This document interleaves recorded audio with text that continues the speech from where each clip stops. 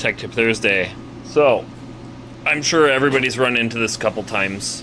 TurboChef has changed their stirrer motor, and what used to be threaded with these guys and would rethread into the new one now comes with a different style.